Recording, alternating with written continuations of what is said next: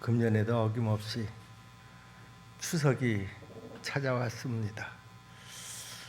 코로나 이후로 벌써 세 번째 우리가 맞이하는 추석입니다. 이렇게 명절이 찾아오면은요, 지나간 시간들을 잠시 돌아볼 수 있는 그런 시간을 갖기에도 또한 유익합니다. 평소에는 정신없이 살아가다가 잠시 멈춰서 자기가 살아온 시간도 한번 되돌아보고 또 찾아온 자식들 또 손주들 만나서 얼굴도 보고 1년에 한두 번 보다 보니까 손주가 지금 몇 학년인지도 몰라서 얘 이래야 너 지금 몇 학년이냐 이렇게 물어봐야지 되는 그런 상황을 만나기도 하고, 어쨌든 그 손주가 벌써 국민학교 5학년이라는 사실을 알고 내가 이제 그만큼 벌써 늙어가고 있구나. 그 세월의 그 빠름도 그 자식이나 손주가 그 나이 먹어감을 보면서 실감을 하게 됩니다.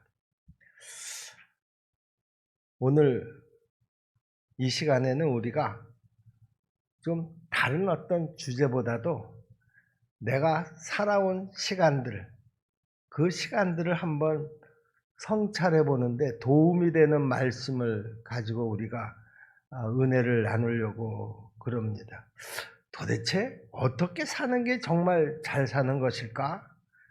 그리고 지금 나에게 다가올 그 죽음 이후에는 어떻게 되는 것일까? 여기에 대해서 좀 더 우리가 성경을 통해서 확실한 믿음을 갖게 되기를 간절히 바랍니다. 아무쪼록 오늘 말씀을 통해서 우리가 이전보다 더 복되고 의미 있고 그리고 아름다운 인생을 살아가는 저와 여러분들이 될 수 있기를 주님의 이름으로 축복합니다.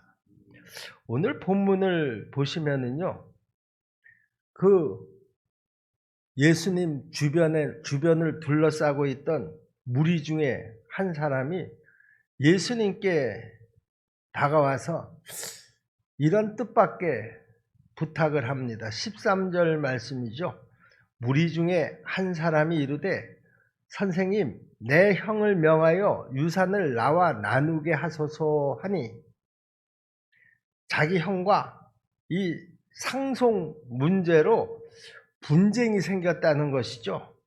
이 문제를 좀 선생님이 해결해 주셨으면 좋겠습니다 하는 그런 요청이었습니다. 그런데요, 율법에 보시면은요, 특히 신명기에 보면 그 형제간의 재산 상속은 어떻게 해야지 되는가 하는 것에 대해서 아주 자세하게 다 설명이 되어 있는데요, 아마 이 형제는 서로 그 부모의 재산을 두고 욕심을 내면서 서로 다툼이 생긴 것이 아닌가 그렇게 짐작을 해봅니다.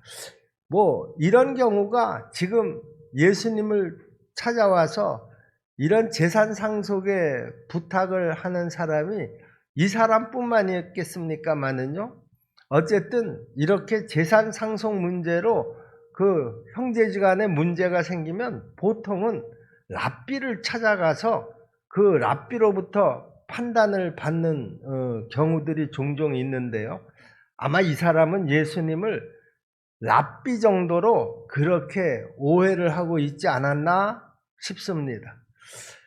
자, 그런데 어쨌든 이런 요청을 하는 이 사람에게 예수님은 먼저 너희 형제의 문제가 뭔지 아느냐? 너희 형제의 문제는 다른 데 있는 것이 아니라 탐심에 있어. 그래서 지금 이렇게 분쟁이 생긴 거야. 이렇게 지적을 합니다. 15절 말씀이죠. 그들에게 이르시되 삼가 모든 탐심을 물리치라. 사람의 생명이 그 소유에 넉넉한 데 있지 아니하니라 하시고 그랬습니다. 그리고 많은 소유를 얻는다고 해서 너희 생명이 보장되는 것은 아니다. 이렇게 교훈을 하셨습니다. 이어서 그 교훈을 비유로 또 설명을 하셨는데요. 우리가 흔히 잘 알고 있는 어리석은 부자의 비유라고 불리는 그 말씀입니다. 그 부자는 세상의 기준으로 보면은 정말 모든 사람에게 선망이 대상이 될 정도로 성공한 사람이 틀림이 없습니다. 16절 말씀을 보세요. 또 비유로 그들에게 말하여 이르시되 한 부자가 그 밭에 소출이 풍성하매 그랬습니다. 자, 그런데요. 이렇게 모든 사람들의 선망의 대상이 될 정도로 성공한 그 부자를 두고 뜻밖의 예수님께서는요, 그 부자는 성공한 부자가 아니야. 그 부자는 실패한 인생이야. 이렇게 단정적으로 말씀하십니다. 20절 말씀입니다. 하나님은 이르시되 어리석은 자여 오늘 밤에 내 영혼을 도로 찾으리니 그러면 내 준비한 것이 누구의 것이 되겠느냐 하였으니 그랬습니다. 그러니까 세상 기준으로 보면 이 부자는 틀림없는 성공한 부자지만 하나님의 기준으로 보면 이 부자는 오히려 가난한 빈자였었다라고 하는 말이죠. 그런데 우리 입장에서 사실 이 부자를 비판하기가 쉽지 않습니다. 예나 지금이나 거의 대부분의 사람들이 다 이 부자와 같은 생각을 가지고 이 부자와 같은 욕심을 가지고 살아가기 때문이라는 것이죠. 사람들은 보통 다 재산을 모으고 성공을 하기 위해서 나름대로 다 열심히 살아갑니다. 지금 이 부자가 살던 이 당시에는 농경시대였었기 때문에 아마 이 부자는 굉장히 큰 땅을 가지고 있는 대지주였었던 것이 틀림이 없는 것 같습니다. 아주 넓은 토지를 가지고 있었고요. 또 거기에 농사도 잘 돼서 아주 소출이 많이 나왔습니다. 쌓을 데가 모자랄 정도였다고 하니까요. 얼마나 많은 소출을 거두었겠느냐라고 하는 것이죠. 그래서 이 부자는 이제 창고도 더 좀 확장을 하고 그 확장한 창고에다가 농산물을 가득가득 채웁니다. 그리고 이렇게 생각합니다. 자, 이제 내가 노후에는 좀 편안히 먹고 마시고 즐기는 삶을 살아야지 되겠다. 이런 계획을 짜놓고 있었습니다. 18절, 19절 말씀이죠. 또 이르되 내가 이렇게 하리라. 내 곡간을 헐고 더 크게 짓고 내 모든 곡식과 물건을 거기에 쌓아두리라. 또 내가 내 영혼에게 이르되 영혼아 여러 해 쓸 물건을 많이 쌓아두었으니 편안히 쉬고 먹고 마시고 즐거워하자 하리라 하되 그랬습니다. 자, 여러분 지금 이 부자의 생각을 여러분들이 들으시고요. 지금 여러분들은 어떠신가요? 여러분, 사실 이 부자에게 뭐 그렇게 큰 잘못한 것이 있습니까? 만약에 이 부자가 그 재산을 축적하는 과정에서 불법을 행했다고 하면 뭐 사람들에게 또 오늘 우리에게도 마땅히 비난을 받겠지만은요. 오늘 본문에 보면 본문에 그런 문제가 하나도 기록되어 있지 않습니다. 이 부자는 그 많은 소출을 거두는 과정 속에서 뭐 다른 사람들에게 피해를 줬다든가 불법으로 이 농사를 졌다든가 이런 얘기가 기록되어 있지 않다 그런 말입니다. 그렇다고 하면은요. 오히려 이 부자는 모든 사람들에게 선망이 될 만한 그런 삶을 사는 부자가 아니겠느냐 그런 말입니다. 그런데 예수님은요, 이 부자는 전혀 우리가 부러워할 그런 인생을 사는 부자가 아니다, 이렇게 말씀하고 계십니다. 오히려 너희가 이 부자 같은 인생을 살게 되면 큰일 난다, 이렇게 경고를 하고 계십니다. 겉보기에는 성공한 것 같지만 실제로는 실패한 인생이다, 그런 말이죠.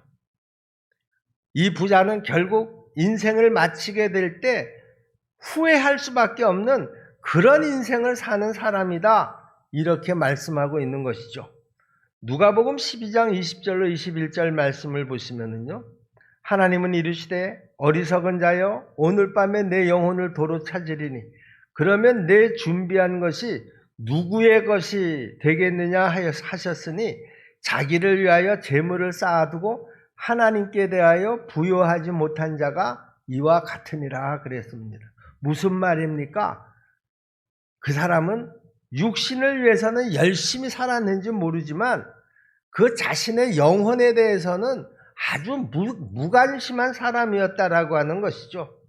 그리고 하나님하고의 관계에서도 아무 상관도 없이 그렇게 살았다는 것입니다. 그러므로 그 부자는 세상의 기준으로는 부자일지 모르지만 하나님의 기준으로는요, 가난한 자다, 그런 말입니다. 여러분, 이런 사실을 아주 뼈저리게 느꼈던 사람이 성경에 나옵니다. 누군가 하면 솔로몬이라고 하는 사람입니다. 여러분, 솔로몬이 누군지 다 잘 아시잖아요. 솔로몬은 예수 안 믿는 사람들도 다 알더라고요. 그런데 이 솔로몬은 처음에는 아주 하나님을 잘 믿는 신앙으로 출발은 아주 잘 했습니다. 그런데 시간이 지나면서 점점 하나님과 멀어지기 시작하더니 그만 세상에 푹 빠져서 살고 말았습니다. 그리고 하나님을 멀리한 채로 세상의 재물, 세상의 권세, 세상의 명예, 세상의 쾌락들을 열심히 추구하면서 살았습니다. 그리고 그는 세상적인 기준으로 봤을 때는 엄청난 성공을 거두었습니다. 그런데 막상요, 그 솔로몬이 인생의 황혼기에 접어들어 가면서 허무함을 느끼기 시작합니다. 하나님을 멀리하고 영혼에게 무관심한 상태로 살아가는 인생이 얼마나 한심한 인생인가 하는 것을 그는 비로소 그 인생의 황혼기에 느꼈다라고 하는 것이죠.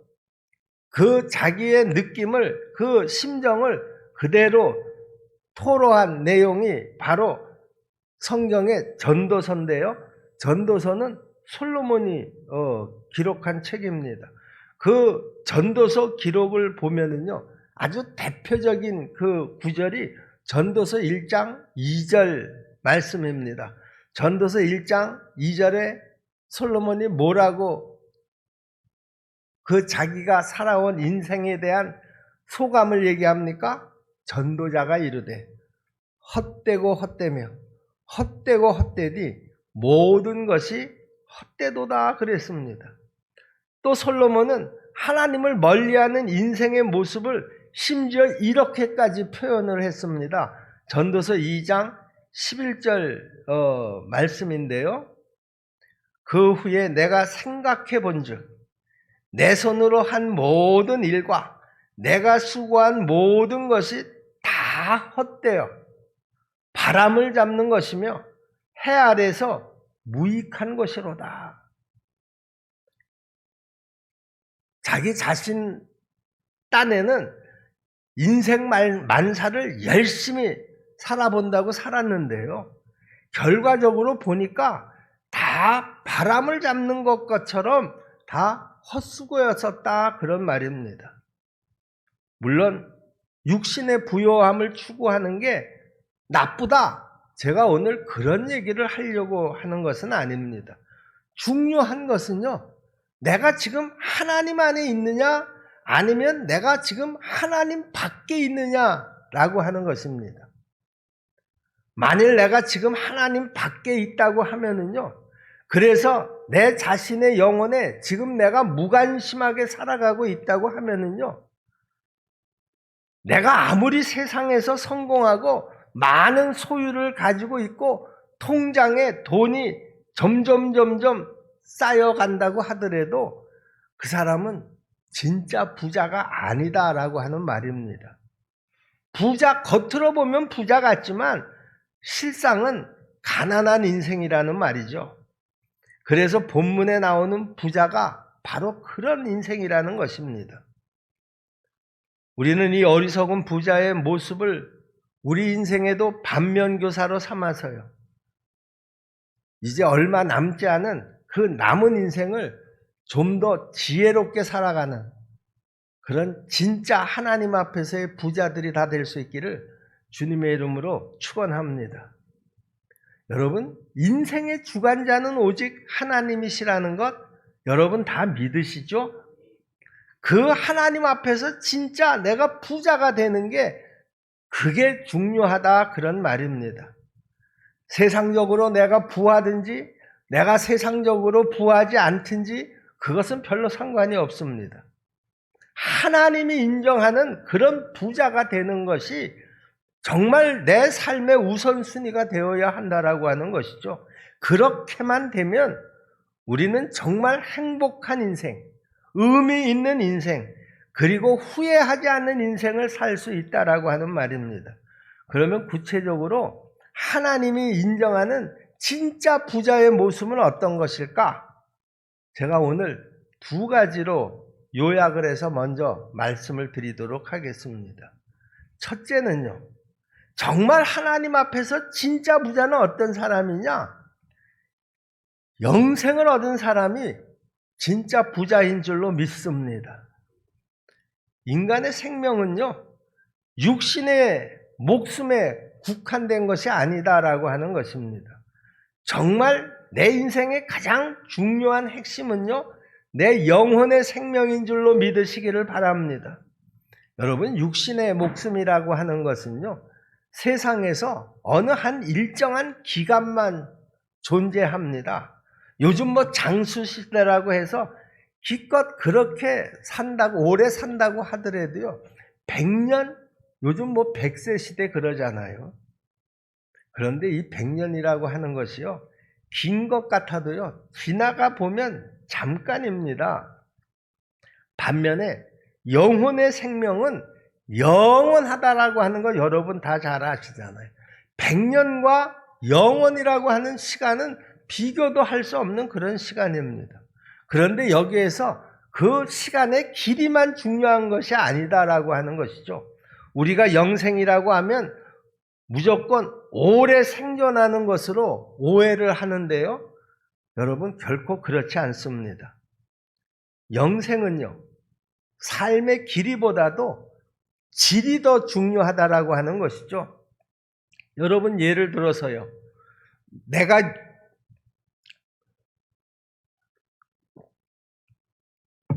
노쇠한 상태로 아니면 병든 상태로 오래오래 100살 아니 그 이상 산다고 하면 어떨 것 같습니까?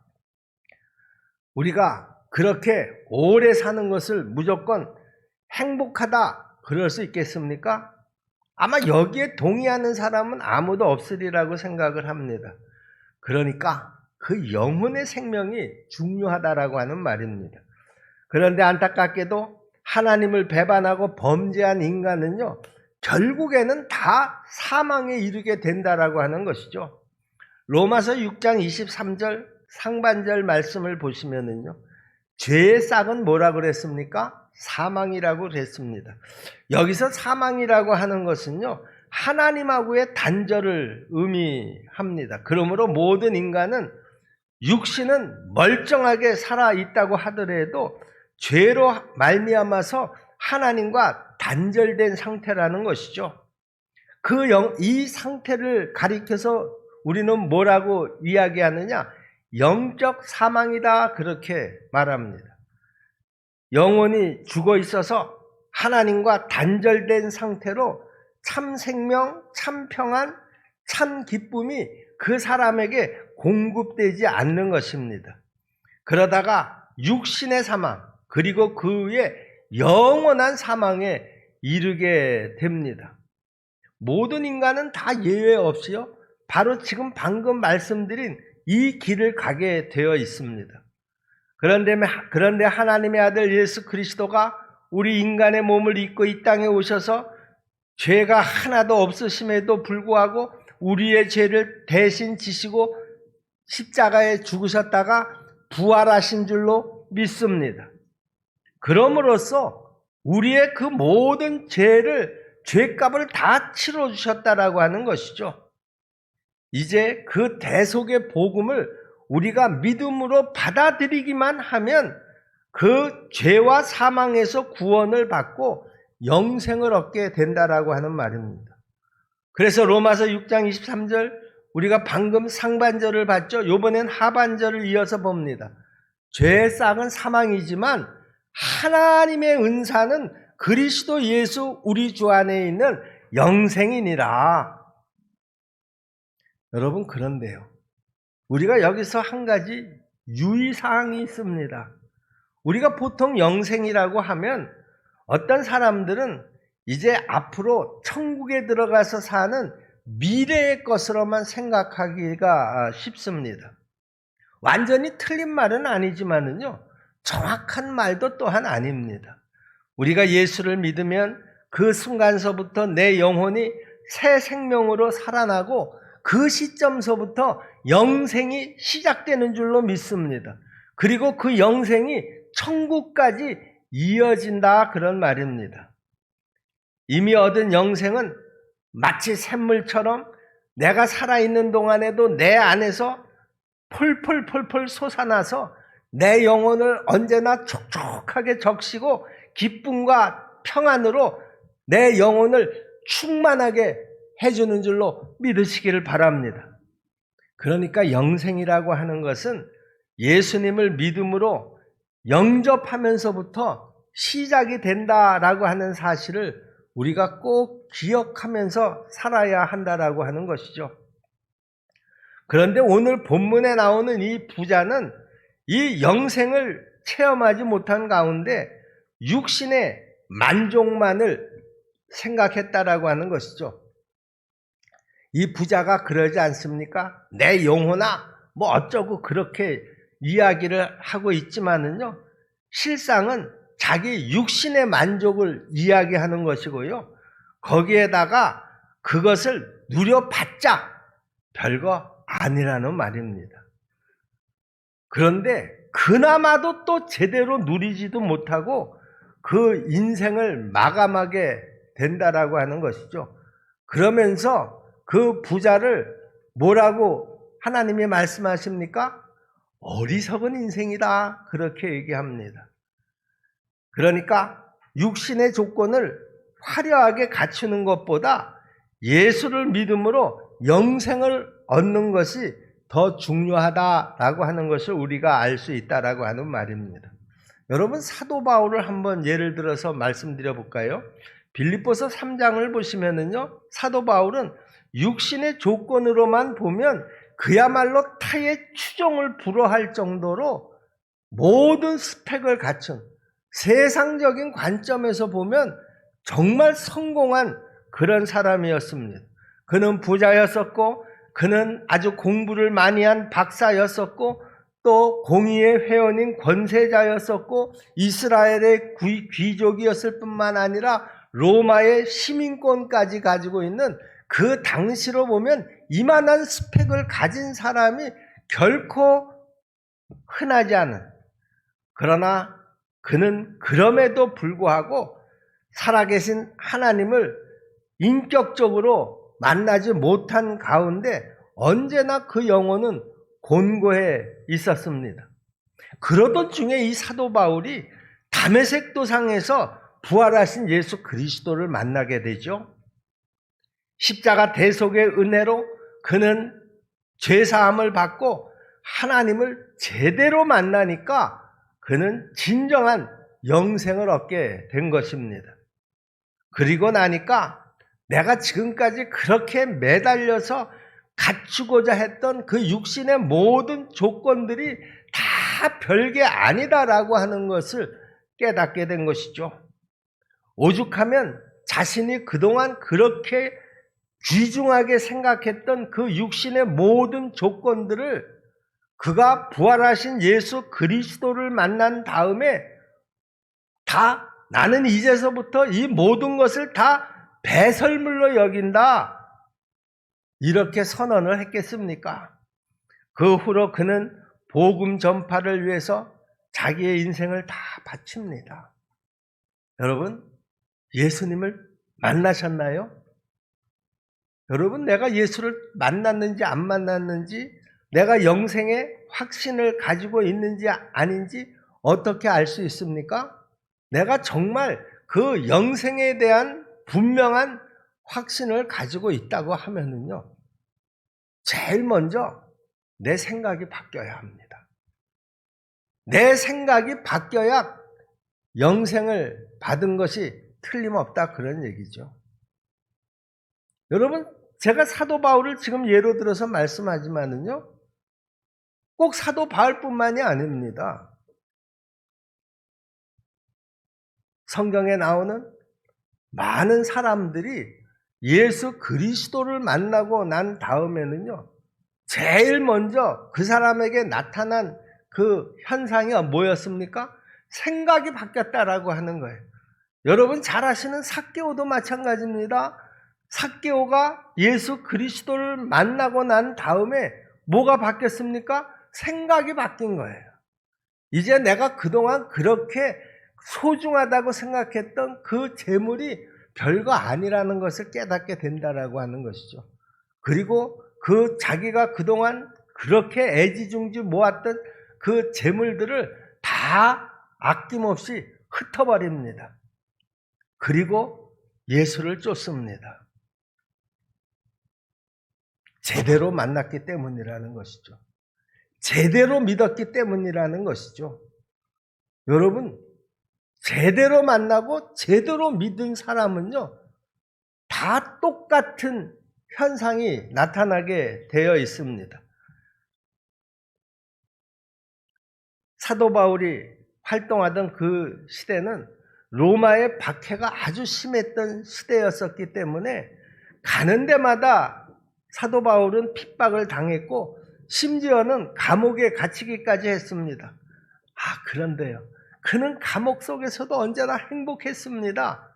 아니, 어떻게 감옥 속에서 행복할 수 있을까? 그게 어떻게 가능할까? 예, 가능했습니다.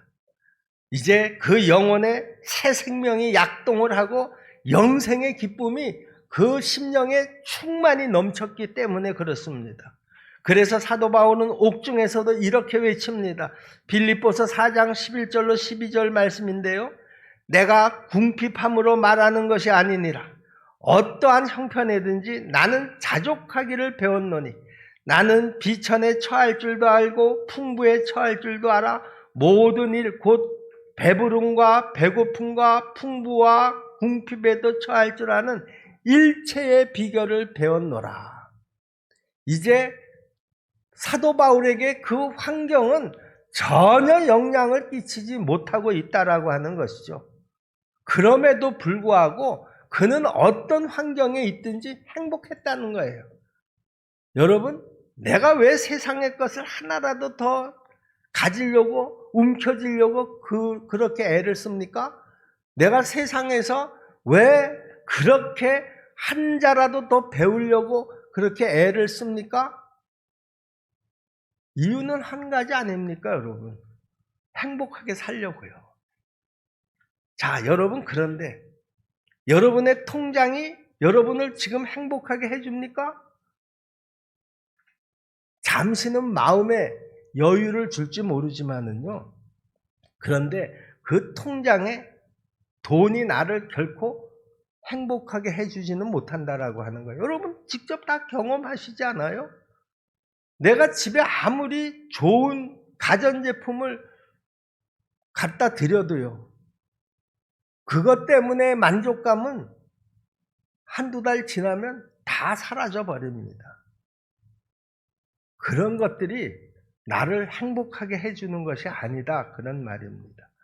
사도 바울은 정말 우리가 행복해질 수 있는 비결이 뭐냐?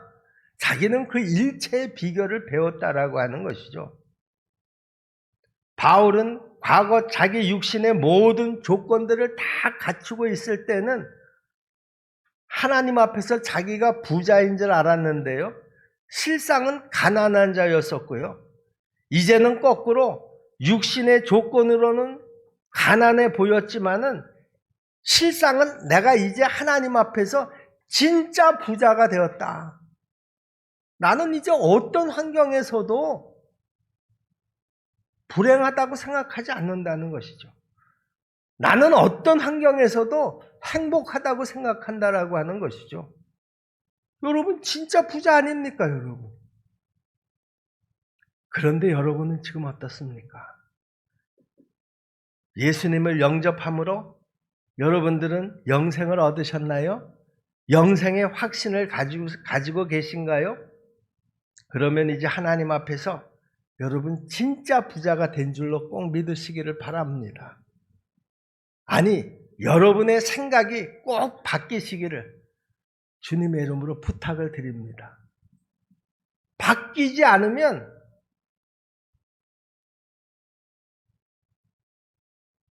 그 행복도 주어지지 않습니다. 두 번째, 진짜 부자는 어떤 사람이냐? 천국에 들어갈 확신을 가진 사람이 이 땅에서도 진짜 부자라는 것이죠. 육신의 수명을 다하고 죽으면 정말 허망합니다. 문자 그대로 한 줌의 재로 다 돌아갑니다. 여러분 화장장에 가보시면은요, 그 관이 화로로 들어간 후에 한 2시간 정도 지나면은요, 하얀 뼈만 몇 개 남습니다. 그리고 그 남은 뼈를 또 갑니다. 그리고 그 가른 뼈를 항아리에 담아서 그 유족에게 건네줍니다. 그 하얀 가루가 되어서 항아리에 한 줌의 흙으로 담긴 그 항아리를 보면은요, 인생이 얼마나 허망한지 모릅니다. 그러나 우리에게는 천국과 부활이 있기 때문에 그런 허망한 인생 가운데서도 위로를 받고 있는 줄로 믿으시기를 바랍니다. 여러분 그렇습니다. 예수님을 믿음으로 이미 영생을 얻은 자는 그 영혼이 육신을 이제 떠나게 되면 천국으로 들어가는 것을 믿게 되는 줄로 확신합니다. 나는 가만히 있어도 예수님께서 나를 천국으로 인도해 주시겠다고 약속하셨습니다. 요한복음 14장 6절 말씀을 보시면은요, 예수께서 이르시되 내가 곧 길이요 진리요 생명이니 나로 말미암지 않고는 아버지께로 올 자가 없느니라 그랬습니다. 하나님께서 나를 천국으로 인도해 주시겠다라고 하는 것이죠. 내가 이 천국을 찾아서 막 가는 것이 아니다, 그런 얘기예요. 나에게 그 영생의 확신만 있으면 우리 예수님께서 나를 그곳으로 인도해 주신다, 그런 말입니다. 예수님은 하나님에게로 가는 그 유일한 길, 그 천국으로 가는 유일한 길이다, 이렇게 말씀하십니다. 그 천국은 오직 믿음으로만 가는 나라라는 것이죠. 아무것도 가져갈 수 없고요, 또 그럴 필요도 없습니다. 왜 그런가 하면은요, 세상에서는 그것이 아무리 좋은 것이라도 천국에서는 하나도 어울리는 것이 아니라는 거예요. 내가 뭐 몇 냥짜리 금목걸이를 찾던, 뭐 몇 큐빅짜리 다이아 반지를 끼었던, 이것은 뭐 세상에서는 좀 어깨를 으쓱거릴 만한 자랑스러운 그 보물이 될지는 모르지만 하나님 나라에서는 이런 것들이 하나도 안 어울린다라고 하는 거예요. 여러분 통장에 돈도 천국에서는 전혀 쓸모가 없다라고 하는 것이죠. 천국은요, 오직 내가 예수를 믿는 그 믿음 하나만 있으면 된다라고 하는 말입니다. 그러므로 우리는 이 예수 믿음을 잘 준비해야 될 줄로 믿습니다. 많은 사람들이요, 노후 대책을 염려하죠. 여러분들도 다 노후 대책을 지금 염려하고 그 노후 대책을 하기 위해서 애쓰는 줄로 압니다. 물론 필요합니다. 그러나 그 노후 대책보다 더 중요한 것이 뭐냐? 사후 대책입니다, 여러분. 여러분 죽은 다음에 대책에 여러분 서 있습니까? 그때 뭐 나도 어떻게 될지 모르니까 그렇게 그냥 될 대로 되라 막연하게 지금 생각하면서 죽음을 기다리고 계신가요? 오늘 본문에 나오는 부자는요, 육신을 위해서 노후 대책은 다 해놨다고 하면서 좋아했지만은요, 정작 해야 할 이 사후 대책은 전혀 되어 있지를 않아서 그는 죽음 이후에 어떻게 될지를 몰라서 방황할 수밖에 없었던 것입니다. 여러분, 톨스토이가 이런 말을 했습니다. 세상에 죽음만큼 확실한 것은 없다. 그러나 사람들은 겨우살이 준비는 그렇게 하면서도 죽음에 대한 준비는 하지 않는다. 여러분, 이 톨스토이의 이 말을 어떻게 여러분 지금 들으셨나요? 여러분, 우리 인간의 사망률은요 100%입니다. 여러분, 100% 사망률을 우리가 지금 안고 살아가는 거예요. 우리 안에 영원히 이 땅에서 육신을 가지고 살 자는 아무도 없습니다. 또 그 인생은 단 한 번뿐인데도 불구하고 우리는 너무 느긋하게 태만하게 사후 대책을 준비하고 있지 않다라고 하는 것이죠. 우리 십정동계 성도 여러분, 우리 십정동계 성도들은 정말 예수를 잘 믿음으로써 천국에 들어갈 사후 준비를 미리미리 잘 해놓으시기를 주님의 이름으로 부탁을 드립니다. 그러면 그 사람은 진짜 하나님 앞에서 진짜 부자가 된 줄로 믿으시기를 바랍니다. 여러분, 진짜 부자가 되고 싶으신가요? 기왕이면은요, 하나님이 인정하시는 진짜 부자들이 다 될 수 있기를 주님의 이름으로 축복합니다. 육신적으로 내가 지금 부자든 아니든 그건 전혀 상관없습니다. 세상에서 내가 출세를 했든 안 했든 그것도 상관없습니다. 오직 예수를 믿음으로 내가 지금 영생을 얻었으면 우리는 모두가 다 하나님 앞에서 부자가 된 것입니다. 내가 지금 천국에 들어갈 확신만 있다고 하면 우리는 하나님 앞에서 진짜 이미 부자가 된 것을 여러분 꼭 믿으시기를 바랍니다. 아무쪼록 오늘 본문에 나오는 겉은 멀쩡하면서 가난한 영혼을 가졌던 이 어리석은 부자 같은 사람이 아니라 정말 하나님 앞에서 진짜 부자로 승리의 인생을 살아가시는 저와 여러분들이 다 될 수 있기를 주님의 이름으로 축복합니다. 기도하겠습니다. 은혜로우신 아버지 하나님, 감사합니다. 우리에게 한가히 추석 명절을 허락하시고 또 그 쉬는 시간을 통해서 잠깐이나마 내가 살아온 그 시간들을 돌아보게 하시고 또 오늘 주일을 맞아서 하나님 앞에 나와 말씀으로 나를 다시 한번 돌아볼 수 있게 해주신 것 감사합니다. 하나님 아버지, 이제 우리는 영생에 대한 확신을 갖게 하여 주옵시고 천국으로 들어갈 것을 확신하는 진짜 부자들이 다 될 수 있도록 도와주시옵소서. 예수님의 이름으로 믿고 기도하옵나이다. 아멘.